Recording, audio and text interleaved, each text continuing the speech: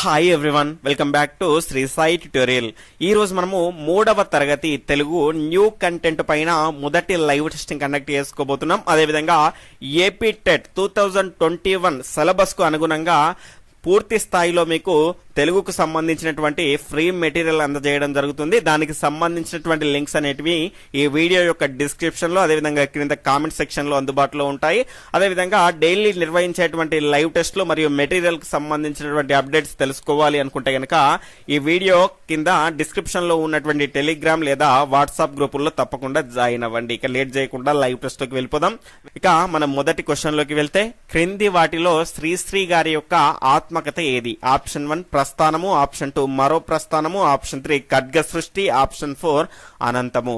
Fast గా మీ యొక్క సరి అయినటువంటి సమాధానాన్ని లైవ్ చాట్ అనేటువంటి బటన్ ద్వారా తెలియజేస్తూ ఉండండి.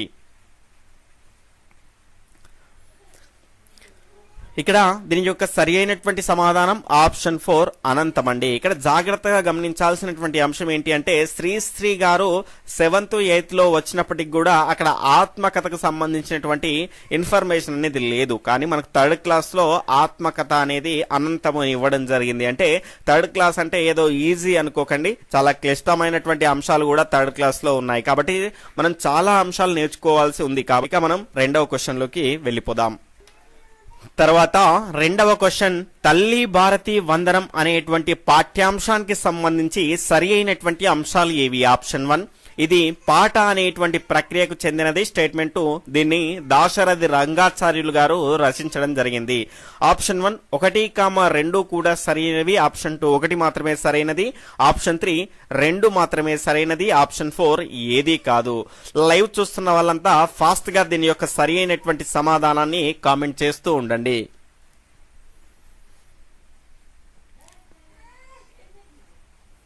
ఇక్కడ దీని యొక్క రైట్ ఆన్సర్ ఆప్షన్ 2 1 మాత్రమే సరి అయినది, రెండవది సరి అయినది కాదు. ఎందుకు అంటే తల్లి భారతి వందనం అనేది సంసిద్ధత పాఠ్యాంశాలకు సంబంధించిందండి. ఇది ఒక పాట. ఇక్కడ జాగ్రత్తగా గమనించాల్సినటువంటి అంశం ఏంటంటే, దీన్ని రచించింది దాశరథి రంగాచార్యులు కాదండి, దాశరథి కృష్ణమాచార్యులు. గమనించాలి. తర్వాత 3వ క్వశ్చన్, క్రింది వాటిలో దాశరథి కృష్ణమాచార్య గారి యొక్క స్వీయ చరిత్ర ఏది? ఆప్షన్ 1 అగ్నిధార, ఆప్షన్ 2 రుద్రవీణ, ఆప్షన్ 3 తిమిరంతో సమరం, ఆప్షన్ 4 యాత్రాస్మృతి.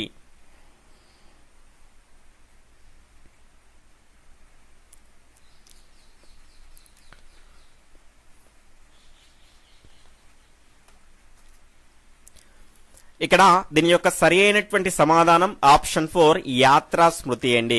ఇక్కడ దాశరథి కృష్ణమాచార్య గారి యొక్క ఆత్మకథ అన్నా ఒకటే, లేదంటే స్వీయ చరిత్ర అన్నా ఒకటే. ఇక్కడ చూసుకుంటే ఈ స్వీయ చరిత్ర ఏంటి అంటే యాత్రా స్మృతి అండి.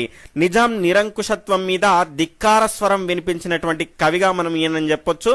నిజాం రాచరికం నుంచి తెలంగాణ విమోచనకు మేలుకొల్పు పాడినటువంటి వారు. అదేవిధంగా పద్యాన్ని పాటని కూడా సమానంగా నిర్వహించినటువంటి కవి ఎవరు అంటే దాశరథి కృష్ణమాచార్య గారు. అదేవిధంగా అగ్నిధార, దాని తర్వాత రుద్రవీణ, తిమిరంతో సమరం ఇవన్నీ కూడా ఆయన యొక్క రచనలుగానే చెప్పుకోవచ్చు. తర్వాత 4వ క్వశ్చన్, మర్యాద చేద్దాం అనేటువంటి పాఠ్యాంశము ఈ ప్రక్రియకు చెందినది. ఆప్షన్ 1 గేయము, ఆప్షన్ 2 సంభాషణ, ఆప్షన్ 3 కథనం, ఆప్షన్ 4 కథ.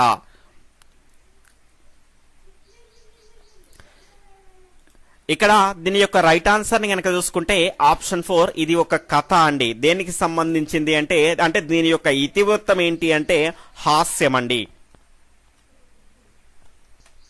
తర్వాత 5వ క్వశ్చన్, క్రింది వాటిలో సరైనటువంటి జత ఏది? ఆప్షన్ 1 తెలుగు తల్లి అనేది మన దేశభక్తి అనేటువంటి ఇతివృత్తంతో ఉంది. అదేవిధంగా రెండవది మర్యాద చేద్దాం అనేది పరస్పర సహకారంతో అని ఈ రకంగా మనకు ఇతివృత్తము మరియు పాఠానికి సంబంధించినటువంటి జతల్ని ఇక్కడ ఇవ్వడం జరిగింది. అందులో సరి అయినటువంటి జత ఏది అనడం జరిగింది.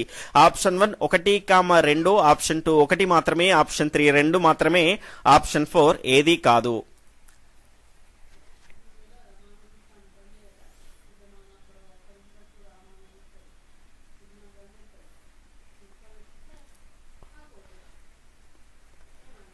ఇక్కడ దీని యొక్క సరి అయినటువంటి సమాధానం ఆప్షన్ 2 ఒకటి మాత్రమే సరైనది. ఇంతకు ముందే ఆల్రెడీ మనం చెప్పుకున్నాము. మర్యాద చేద్దామనేది దీని యొక్క ఇతివృత్తం ఏంటండి? హాస్యము, పరస్పర సహకారం కాదు. కాబట్టి రెండవది సరి అయినది కాదు.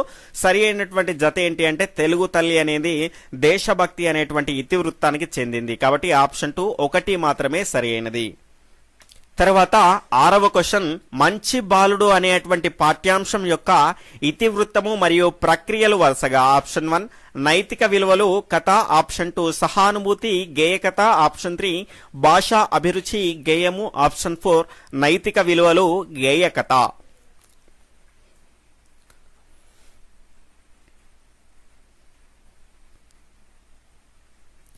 ఇక్కడ దీని యొక్క సరి అయినటువంటి సమాధానం ఆప్షన్ 2 సహానుభూతి మరియు గేయ కథ అండి. ఇక్కడ మనకి దీని యొక్క మంచి బాలుడు అనేటువంటి పాఠ్యాంశం యొక్క ఇతివృత్తం ఏంటి అంటే సహానుభూతి అండి. అదేవిధంగా ప్రక్రియ ఏంటి అంటే గేయ కథ. తర్వాత 7వ క్వశ్చన్, క్రింది వాటిలో సరికానిది ఏది? ఇక్కడ స్టేట్మెంట్ 1 తొలి పండగ అనేది కథనం అనేటువంటి ప్రక్రియకు చెందింది. ప్రకృతి వర్ణన దీని యొక్క ఇతివృత్తం. రెండవది పద్య రత్నాలు, ఇది పద్యాలు అనేటువంటి మనకు ప్రక్రియకు చెందింది. అదేవిధంగా ఇతివృత్తం వచ్చేసి భాషా అభిరుచి. దాని తర్వాత మేకపిల్ల అనేది కథ అనేటువంటి ప్రక్రియకి చెందింది. దీని యొక్క ఇతివృత్తం వచ్చేసి పరస్పర సహకారం. ఆప్షన్ 4 ఏది కాదు. ఇక్కడ సరికాని ఏది అని అడగడం జరిగింది. ఫాస్ట్ గా మీ ఆన్సర్ ని తెలియజేయండి. ఇక్కడ దీని యొక్క రైట్ ఆన్సర్ ఆప్షన్ 4 ఏది కాదు అండి. ఎందుకు అంటే ఇక్కడ మనకి ఇవి రెండు కూడా సరి అయినవి కాదు. ఎందుకంటే తొలి పండగ అనేది ఏం తెలియజేస్తుంది అంటే మనకు సంస్కృతి సాంప్రదాయాల గురించి తెలియజేస్తుంది. అంటే దాని యొక్క ఇతివృత్తం ఏంటి అంటే సంస్కృతి సాంప్రదాయాల గురించి మనకు తెలియజేయడానికి. కథనం వచ్చేసి ప్రక్రియ అండి. ఇది సరి అయినదే. అదేవిధంగా పద్యరత్నాలు అనేటివి పద్యాలు అనేటువంటి ప్రక్రియకు చెందింది. కానీ ఇక్కడ దీని యొక్క ఇతివృత్తము అంటే అది తెలియజేసేది ఏంటి అంటే నైతిక విలువల గురించి తెలియజేస్తుంది. ఎప్పుడైనా మనకు పద్యాలకు సంబంధించినటువంటి పాఠ్యాంశం వచ్చింది అంటే ఖచ్చితంగా నైతిక విలువలు అని పెట్టేయచ్చు. దాని తర్వాత మేకపిల్ల అనే కథ అనేది పరస్పర సహకారానికి సంబంధించినటువంటిది. ఇది సరి అయింది. ఇవి రెండు కూడా సరికానివి. ఇక్కడ సరికానిది ఏది అని అడిగాడు. ఇక్కడ ఈ రెండిటికి సంబంధించినటువంటి ఆప్షన్ ఎక్కడైనా ఉందా? లేదు. కాబట్టి ఆప్షన్ 4 ఏది కాదు అనేది దీని యొక్క రైట్ ఆన్సర్. ఇలా కూడా ఇచ్చేటువంటి అవకాశం అనేది ఉంటుంది. తర్వాత 8వ క్వశ్చన్, అనుంగు అనేటువంటి పదం యొక్క అర్థం ఏమిటి? ఆప్షన్ 1 చందమామ, ఆప్షన్ 2 చాలా దూరమైన, ఆప్షన్ 3 తప్పనిసరి అయిన, ఆప్షన్ 4 ప్రియమైన.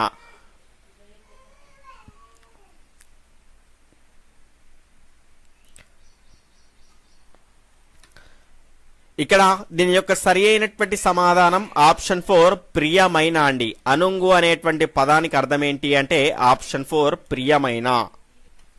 తర్వాత 9వ క్వశ్చన్, తెలుగు కవిత్వాన్ని ఒక మలుపు తిప్పినటువంటి శ్రీశ్రీ గారి యొక్క రచన ఏది? ఆప్షన్ 1 మహాప్రస్థానము, ఆప్షన్ 2 మరో ప్రస్థానము, ఆప్షన్ 3 ఖడ్గ సృష్టి, ఆప్షన్ 4 అనంతము.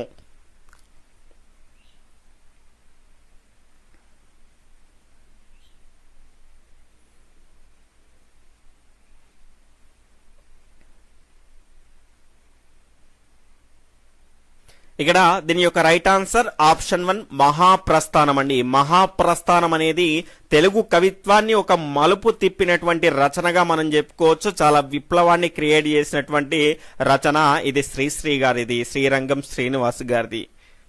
అదేవిధంగా మరో ప్రస్థానము, అదేవిధంగా ఖడ్గ సృష్టి, అనంతం ఇవన్నీ కూడా శ్రీశ్రీ గారి యొక్క రచనలే మనకు తెలుసు.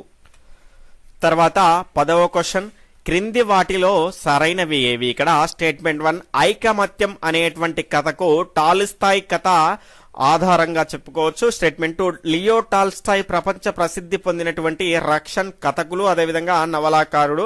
అదేవిధంగా ఆప్షన్ 3 సమరము శాంతి, ఆనా కెరినివా వంటి గొప్ప నవలలు రచించారు. ఇక్కడ నవలలు రచించారు అండి. ఇక్కడ ఆప్షన్ 1 1, 2, ఆప్షన్ 2 2, 3 మాత్రమే, ఆప్షన్ 3 పైవన్నీ కూడా సరైనవి, ఆప్షన్ 4 ఏదీ కాదు.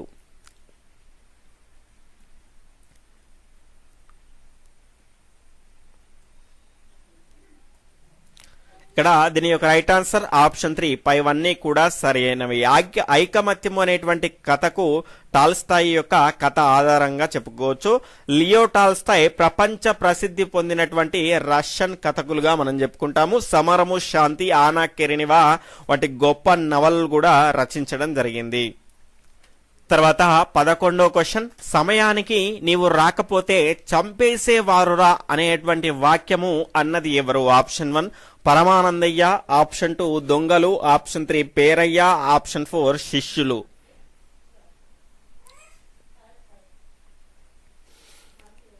ఇక్కడ దీని యొక్క రైట్ ఆన్సర్ ఆప్షన్ 3 పేరయ్య అండి. పేరయ్య పరమానందయ్య యొక్క మిత్రుడండి. అతను ఒకసారి ఇంటికి వస్తాడు. ఇంటికి వచ్చి అరే పరమానందయ్య అనుకుంటూ వస్తాడు. మా గురువు గారిని ఈ రకంగా అంటున్నారు ఏంటి అని శిష్యులు ఏం చేస్తారు అంటే అతన్ని కట్టేస్తారు. కాబట్టి ఆ రకంగా కట్టేసిన తర్వాత వెంటనే వీళ్ళు రావడం జరుగుతుంది. ఆ సమయంలో వచ్చినటువంటి వాక్యమే సమయానికి నీవు రాకపోతే చంపేసే వారురా పరమ అని పేరయ్య అంటారు. కాబట్టి ఈ రకంగా పాఠ్యాంశంలో ఉన్నటువంటి సంభాషణల పైన కూడా మనకు క్వశ్చన్స్ అనేటివి అడిగేటువంటి అవకాశం ఉంది. పాఠ్యాంశంలో ఒక లైన్ ఇచ్చేసి ఇది వీరికి సంబంధించింది, ఇది వారికి సంబంధించింది అని ఇచ్చేటువంటి అవకాశం ఉంటుంది. తర్వాత 12వ క్వశ్చన్, క్రింది వాటిలో సరైనవి ఏవి? స్టేట్మెంట్ 1 ఈసబ్ కథలు గ్రీకు పురాణ కథలుగా ప్రసిద్ధి. స్టేట్మెంట్ 2 ఈ కథలు కొన్ని ప్రపంచ భాషల్లోకి అనువదించబడ్డాయి. స్టేట్మెంట్ 3 ఇవి 2500 సంవత్సరాల నాటివి. ఆప్షన్ 1 1, 2 సరైనవి, ఆప్షన్ 2 2, 3 సరైనవి, ఆప్షన్ 3 1, 3 సరైనవి, ఆప్షన్ 4 పైవన్నీ కూడా సరైనవి. ఇంకా వీడియోని లైక్ చేయని వాళ్ళు ఉంటే తప్పకుండా లైక్ చేయండి. మీరు లైక్ చేయడం ద్వారా వీడియో అనేది మిగతా వారికి కూడా సజెస్ట్ అవుతుంది.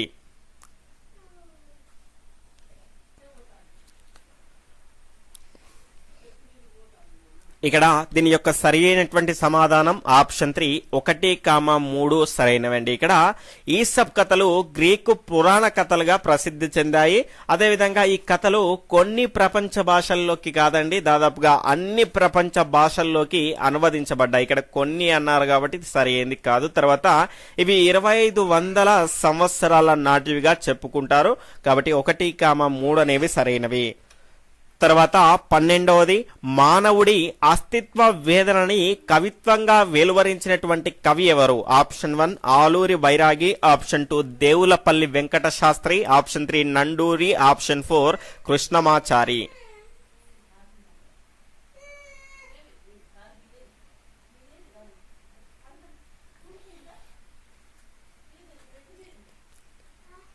ఇక్కడ దీని యొక్క సరి అయినటువంటి సమాధానం ఆప్షన్ 1 ఆలూరి బైరాగి అండి. మానవుడి యొక్క అస్తిత్వ వేదన అంటే మనకు సమాజంలో ఉండడానికి ఎన్నో వేదనలు మనం ఎదుర్కోవాల్సి వస్తుంది. ఆ రకమైనటువంటి అస్తిత్వ వేదనను కవిత్వంగా వెలువరించినటువంటి కవి ఎవరు అంటే ఆలూరి బైరాగి గారు. తర్వాత 13వ క్వశ్చన్, నూతిలో గొంతుకలు అనేటువంటి రచన ఎవరిది? Option 1 Nanduri Rammohanarao, option 2 Aluri Bairagi, option 3 Devulapalli Venkata Krishna Sastry, option 4 Sheikh Nazar.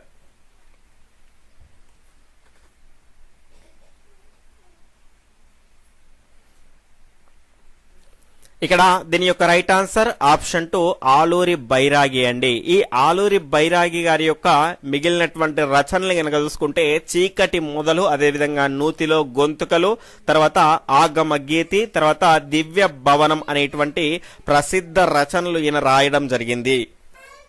తర్వాత 14వ క్వశ్చన్, కలపండి చెయ్యి చెయ్యి అనేటువంటి గేయం యొక్క రచయిత ఎవరు?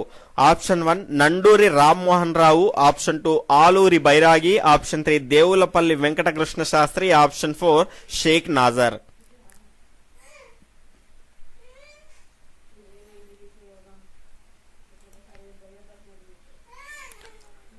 తర్వాత దీని యొక్క రైట్ ఆన్సర్ ని కనుక చూసుకుంటే ఆప్షన్ 3 దేవులపల్లి వెంకట కృష్ణ శాస్త్రి అండి.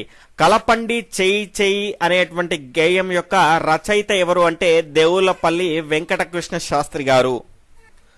తర్వాత 15వ క్వశ్చన్, ఆధునిక తెలుగు కవిత్వంలో భావ కవిత్వానికి తలుపులు తెరిచి అచ్చమైన తెలుగు కవిగా పేరు పొందిన వారు ఎవరు? Option 1 Nanduri Rammohanarao, option 2 Aluri Bairagi, option 3 Devulapalli Venkatakrishna Sastri, option 4 Sheikh Nazar.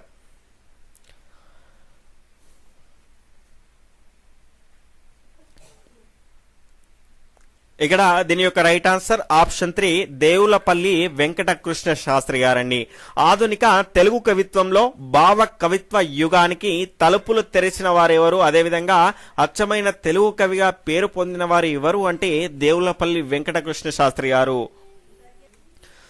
తర్వాత 16వ క్వశ్చన్, క్రింది వాటిలో దేవులపల్లి గారి యొక్క కవిత్వం యొక్క లక్షణాల్లో లేనిది ఏది? ఆప్షన్ 1 అక్షర రమ్యత, ఆప్షన్ 2 నానా రుచిరార్థ సూక్తి, ఆప్షన్ 3 భావన సౌకర్యము, ఆప్షన్ 4 శబ్ద సంస్కారము.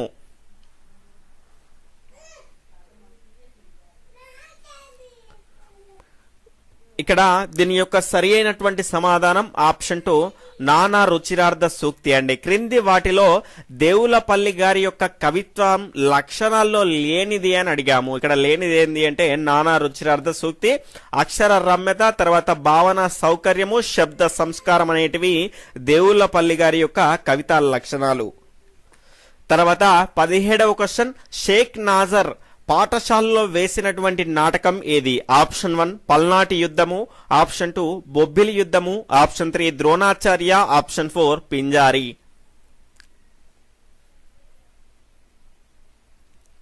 ఇక్కడ దీని యొక్క రైట్ ఆన్సర్ ఆప్షన్ 3 ద్రోణాచార్య అండి. షేక్ నాజర్ గారు బుర్రకథ పితామహులుగా ప్రసిద్ధి చెందినటువంటి వారు. పల్నాటి యుద్ధము, బొబ్బిలి యుద్ధము, పింజారి ఇవన్నీ కూడా మనకు బుర్రకథలుగానే చెప్పుకోవచ్చు. ఈయన పాఠశాలలో వేసినటువంటి నాటకం ఏది అంటే ద్రోణాచార్య. తర్వాత 18వ క్వశ్చన్, రాటా అనగా ఆప్షన్ 1 గుంజ, ఆప్షన్ 2 నిట్టాడు, ఆప్షన్ 3 స్తంభము, ఆప్షన్ 4 పైవన్నీ.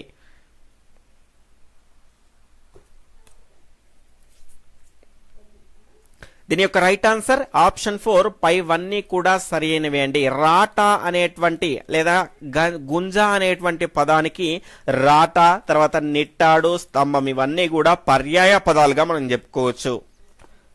తర్వాత 19వ క్వశ్చన్, నండూరి రామ్మోహన్ రావు గారు రచించినటువంటి బాల గేయాల సంపుటం ఆప్షన్ 1 నరావతారము, ఆప్షన్ 2 విశ్వ దర్శనము, ఆప్షన్ 3 హరివిల్లు, ఆప్షన్ 4 విశ్వరూపం.